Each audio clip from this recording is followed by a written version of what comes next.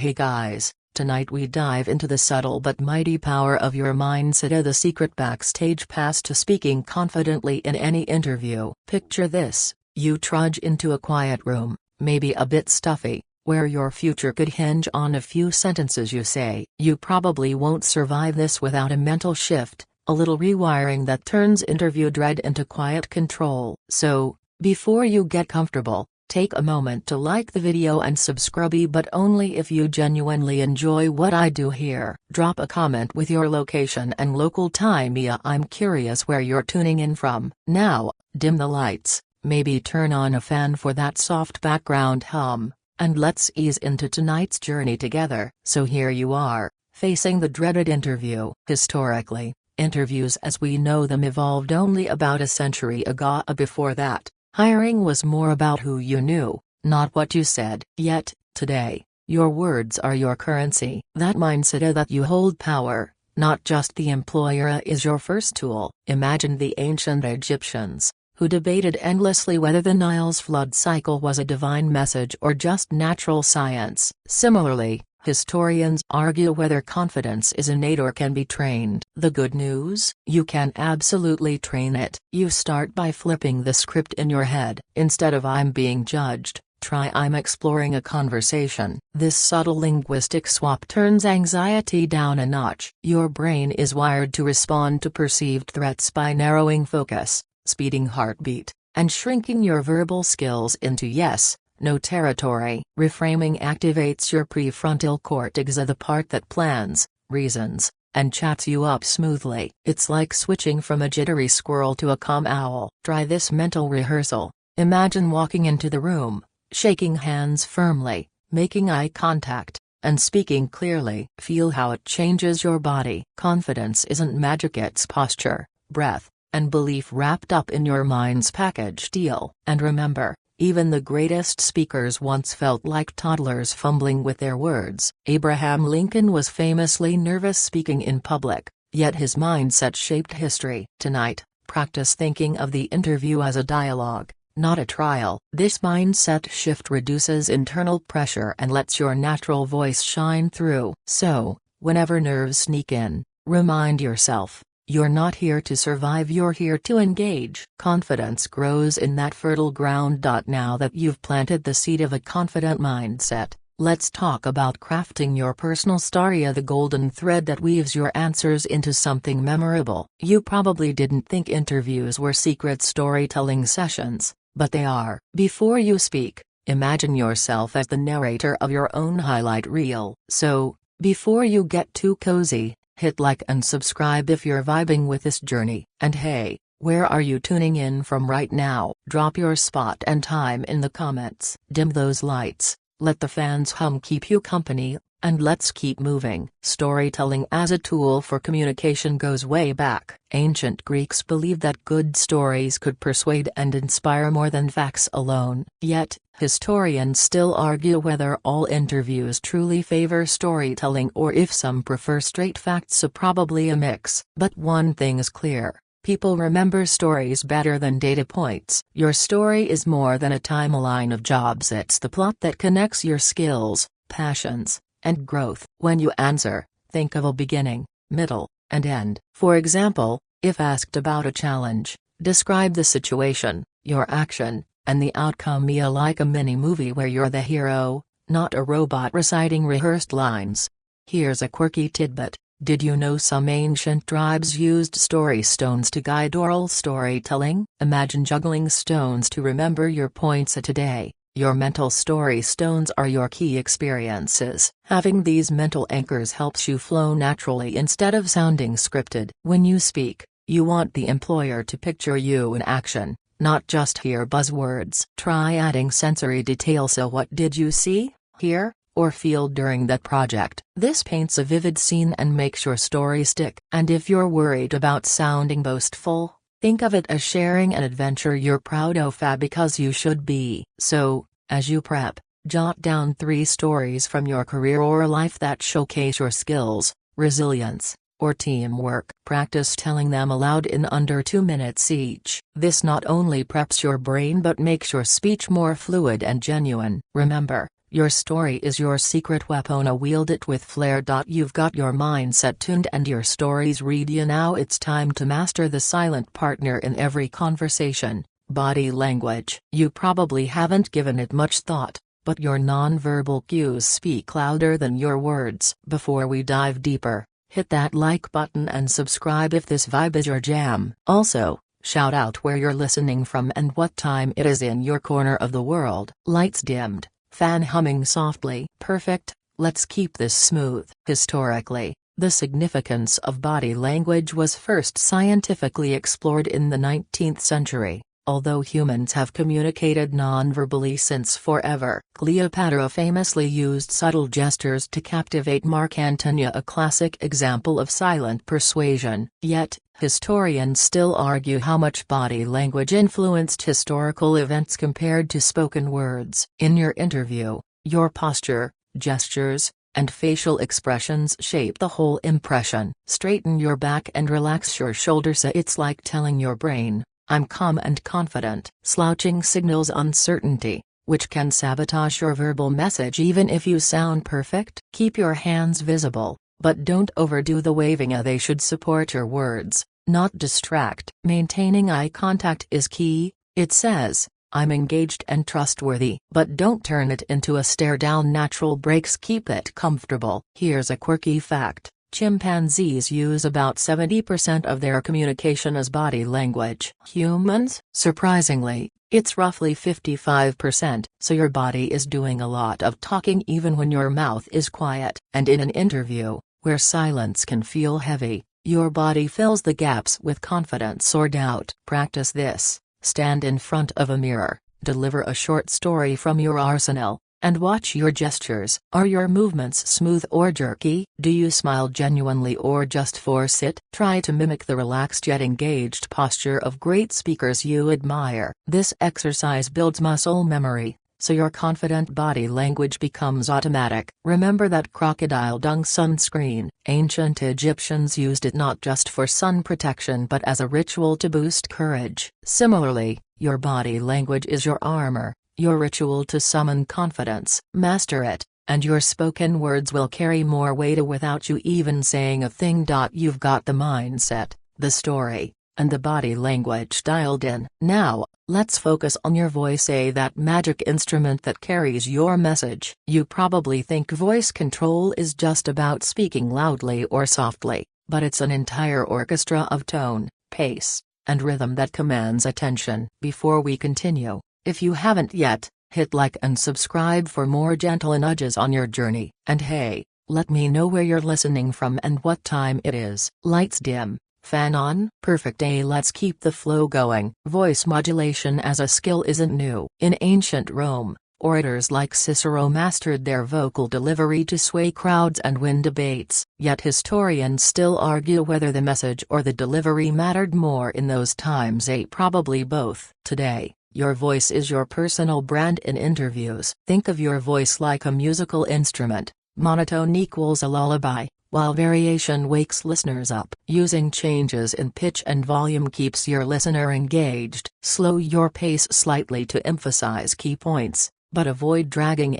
Nobody likes a bedtime story when they want a coffee talk. Quirky fact. Singers use a technique called diaphragmatic breathing to support their voice. You can borrow this too. Take deep breaths from your belly, not just your chest, to sound calm and steady. It's like tuning your vocal cords for smooth playback. Also, the pace you speak affects how people perceive your confidence. Rapid speech can signal nervousness, while a measured pace shows thoughtfulness. Pausing briefly after important points lets your words land and gives you a moment to breathe and think. Imagine yourself as a radio host guiding a late-night show, soothing but compelling. This vibe lets you sound warm and authoritative at once. Try recording yourself answering a typical interview question. Play it back and notice your tone, volume, and pace. Then tweak until you feel like the voice you want to hear. Remember, your voice is the vehicle carrying your story and confidence. Give it care and control,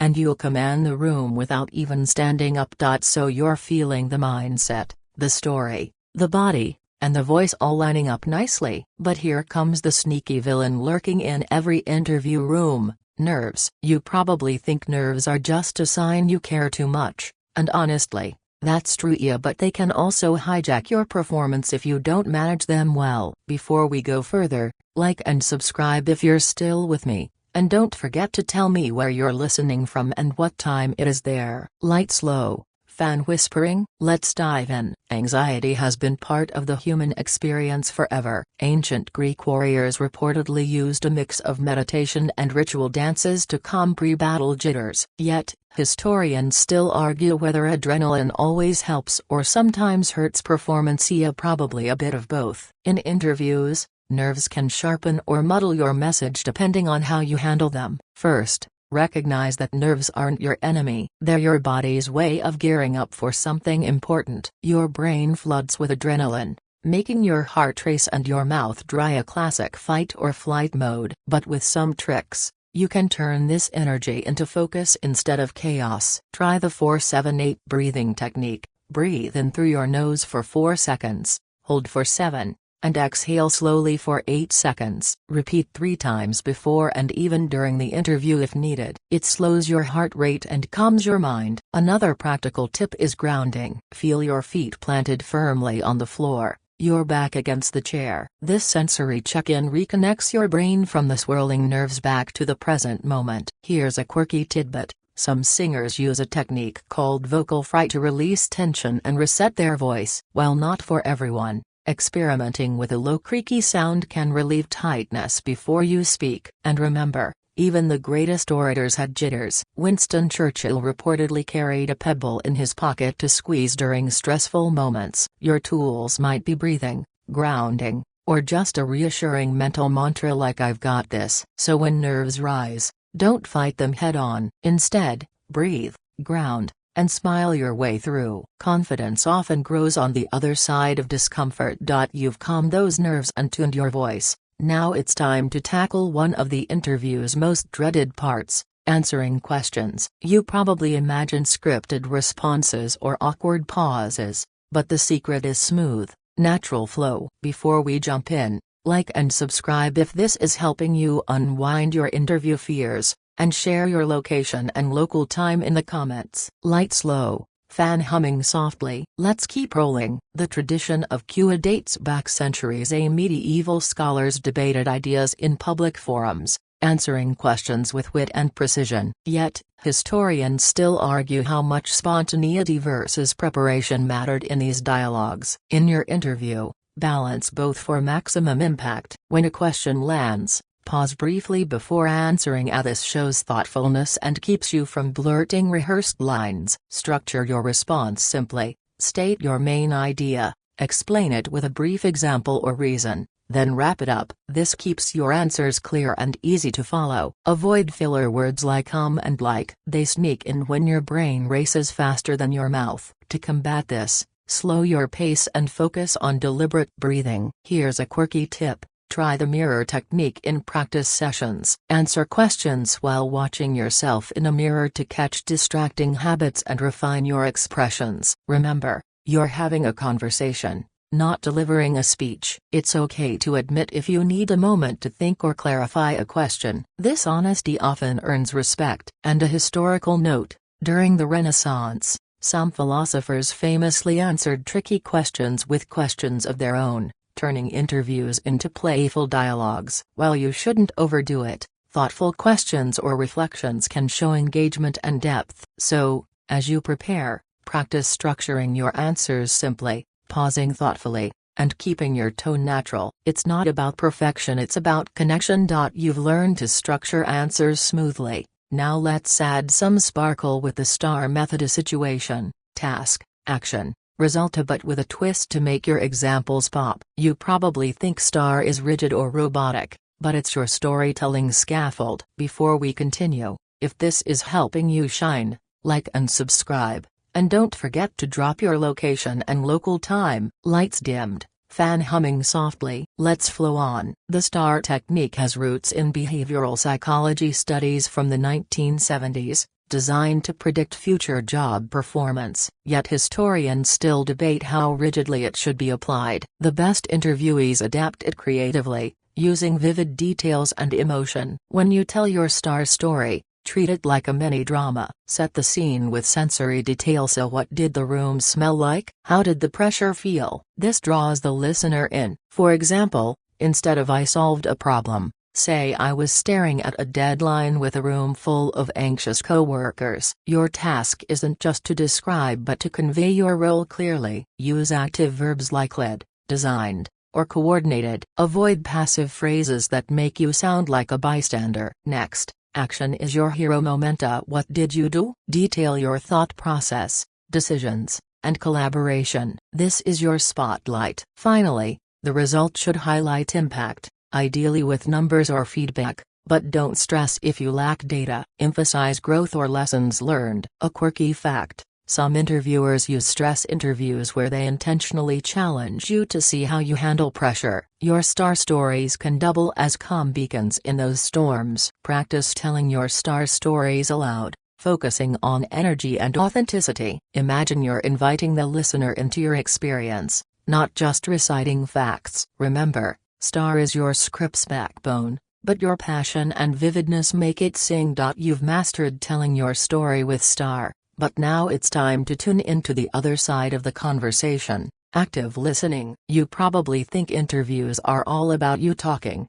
but the best candidates listen just as well. Before we roll on, hit like and subscribe if you're still here, and share your location and local time. Lights low, fan on. Perfect. Let's dive deeper. Active listening is a skill rooted in ancient practices. In Confucian teachings, deep listening was considered essential to understanding others and building harmony. Historians still debate how much ancient leaders' success depended on their listening skills versus their decisions. For you, listening enhances your interview presence and response quality. When the interviewer speaks, focus fully. That means putting away distractions, even mental ones. Not occasionally. Maintain eye contact, and mirror facial expressions subtly to show engagement. These nonverbal cues tell your interviewer, "I'm here, I'm interested." Take a mental note or jot down keywords if appropriate. This helps you respond accurately and thoughtfully. If you miss a detail,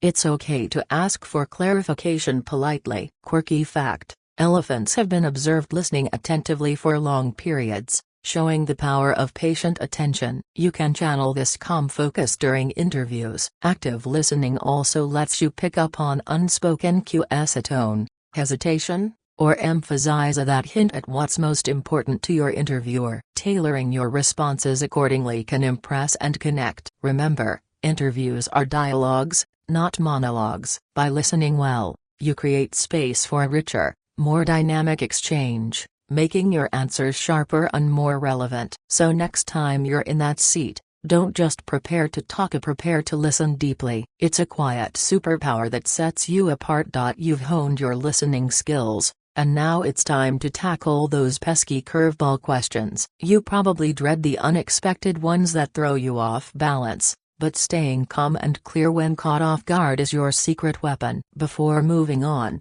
like and subscribe if you're enjoying this ride, and share your location and local time below. Lights dimmed, fan humming. Great day. Let's keep flowing. The art of thinking on your feet goes back to ancient Greek sophists who thrived in debate by responding quickly and cleverly. Yet historians still argue whether quick wit or thoughtful pause wins more respect. In interviews, the best approach often blends both. When faced with an unexpected question, take a breath. Pause. Yes, silence is your friend here. It shows you're processing, not panicking. Rushing into an answer risks confusion or rambling. Try to reframe the question in your own words. This buys you time and confirms your understanding. For example, so you're asking how I would handle a sudden project change with limited resources, correct? If you truly don't know the answer, honesty paired with a problem-solving mindset works best. Say, I haven't encountered that exact situation, but here's how I'd approach it. A broken bar. Quirky fact: improv actors use a rule called yes, and a broken bar to accept and build on surprises. Adopting this mindset lets you stay positive and engaged rather than defensive. Remember, interviewers want to see your thought process, resilience, and communication style. Not just perfect answers. Your calmness under pressure often speaks louder than your words. So, when the unexpected strikes, breathe, pause, reframe, and answer with curiosity. That's how you turn surprises into strengths. You've learned to handle surprises with calm. Now let's explore the underrated power of pauses and silence in your speech. You probably think filling every moment with words shows confidence, but sometimes saying less speaks louder. Before we continue, if this insight resonates, like and subscribe, and tell me where and when you're listening from. Lights dimmed. Fan on? Perfect. Let's ease into this quiet art. Throughout history,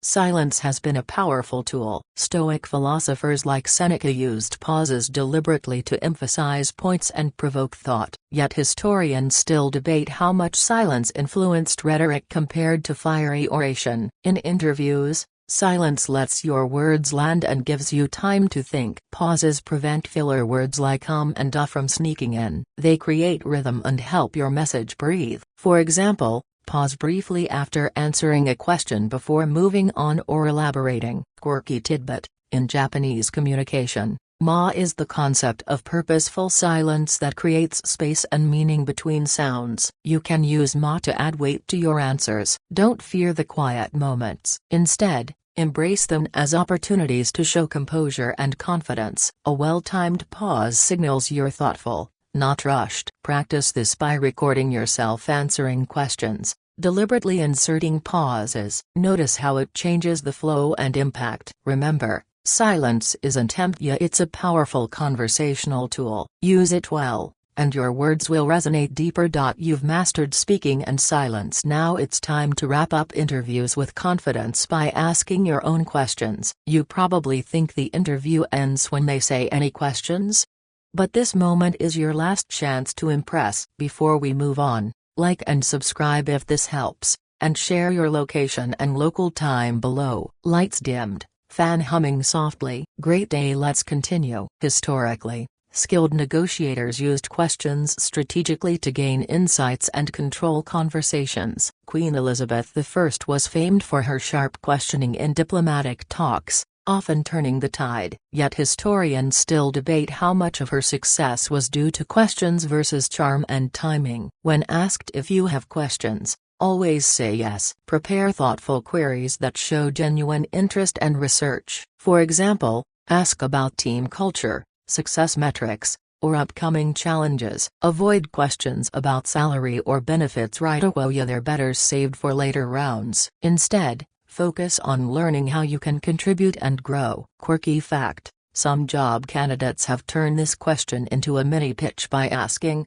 "What qualities make someone successful here, and how do you see me fitting in?" It subtly puts the spotlight on you. Asking good questions signals curiosity, confidence, and engagement. It also helps you decide if the company fits your values and goals. So, plan your questions ahead, listen carefully to answers, and use this moment to leave a strong final impression. It's your encore. You've crafted questions that close strong, and now it's time to consider how your dress and grooming quietly boost your vocal confidence. You probably think your outfit only affects first impressions, but it deeply influences how you speak and feel during the interview. Before we go further, like and subscribe if this insight hits home, and share your location and local time below. Lights dimmed, fan humming. Perfect day. Let's keep going. The connection between clothing and confidence dates back centuries. In Renaissance Europe, sumptuary laws controlled what people could wear,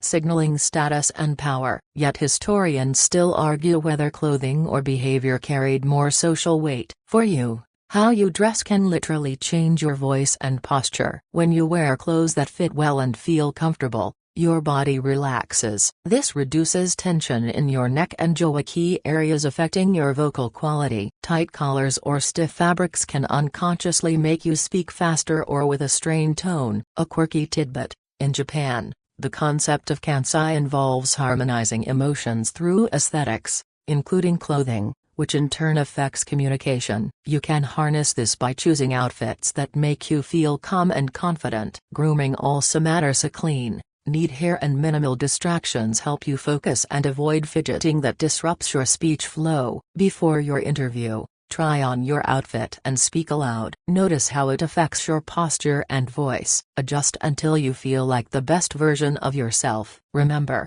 your clothes and grooming are silent partners in your interview performance. Dress not just to impress others, but to empower your voice and presence.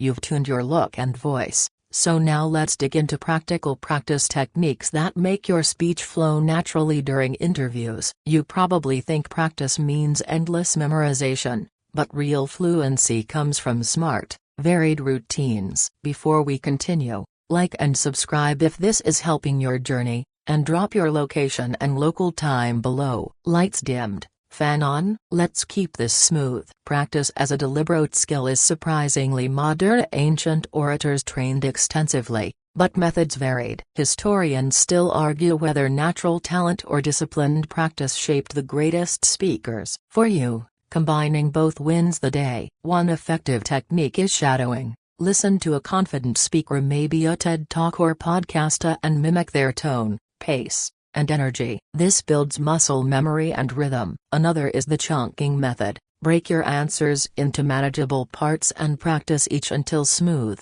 then link them together naturally. Quirky fact: some actors use tongue twisters to warm up their articulation, like red leather, yellow leather. Try this before your interview to loosen your mouth muscles. Recording yourself is crucial. A playback reveals habits you might miss, like filler words or rushed pacing, then tweak and repeat. Finally, practice in varied settings: standing, sitting, with distractions, or in front of friends. This prepares you for the unpredictable interview environment. Remember, practice isn't about perfection, it's about comfortable, confident communication that sounds real, not robotic. So, build a routine with diverse exercises, keep it fun, and watch your fluency soar. You've built fluency through practice. Now it's time to tune your speech style for cultural and industry nuances. You probably think one style fits all, but tailoring your communication shows respect and understanding. Before moving on,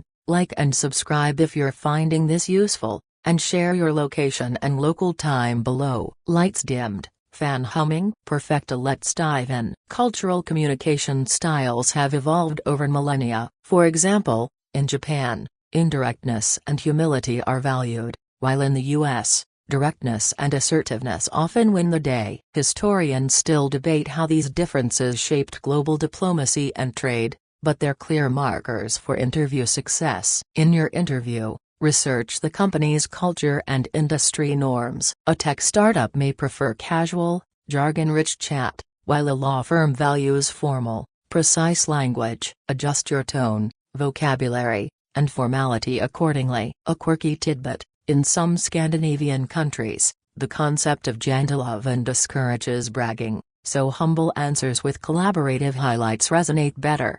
If interviewing internationally or remotely, be mindful of language barriers and speak clearly, avoiding idioms that confuse. Remember, tailoring isn't changing who you are but presenting your best fit for the role's culture. Practice adapting your speech style by role-playing different scenarios with friends or mentors. So, embrace cultural and industry nuances as your secret edge. Flexibility shows emotional intelligence and respect. You've tailored your speech to fit the setting, and now it's time to reflect and grow. After every interview, you probably think the hard part ends when you leave the room, but the real progress starts when you review your performance. Before we wrap up, like and subscribe if you found this journey helpful, and drop your location and local time below. Lights dimmed. Fan humming softly. Let's slow down and reflect together. Reflection as a tool for improvement dates back to ancient philosophers like Socrates,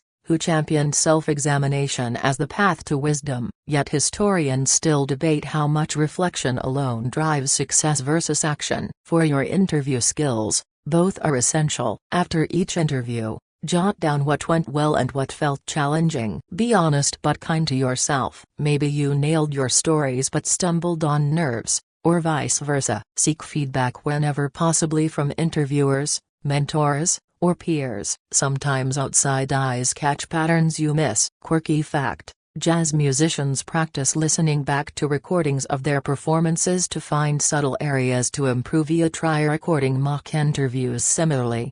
Over time, this reflection builds self-awareness, sharpening your confidence and communication. Remember, every interview is a step on your journey, not a final exam. So, make reflection your ritual. Let each experience teach you, fueling your growth and easing future nerves. You're not just preparing for one interview, you're becoming the confident speaker you want to be.